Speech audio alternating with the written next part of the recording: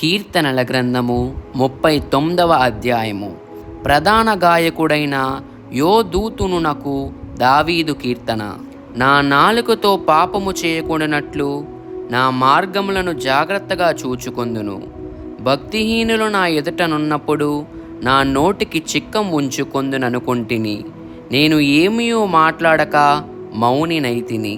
క్షేమమును గూర్చి అయినను పలుకక నేను మౌనముగా నుంటిని.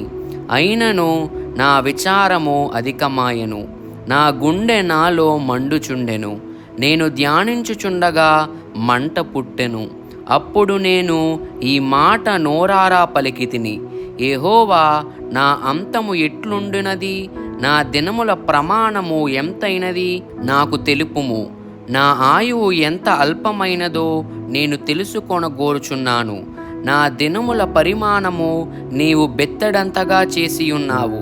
నీ సన్నిధిని నా ఆయుష్కాలము లేనట్టేయున్నది. ఎంత స్థిరుడనైనను ప్రతివాడును కేవలము వట్టి ఊపిరి వలె ఉన్నాడు. మనుషులు వట్టి నీడ వంటి వారే తిరుగులాడుదురు. వారు తొందరపడుట గాలికే గదా. వారు ధనము కూర్చుకొందురు గాని అది ఎవనికి చేజిక్కునో వారికి తెలియదు. ప్రభువా, నేను దేని కొరకు కనిపెట్టుకొందును?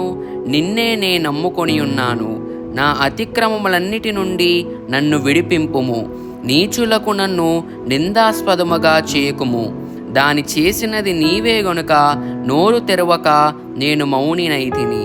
నీవు పంపిన తెగులు నా మీద నుండి తొలగింపుము.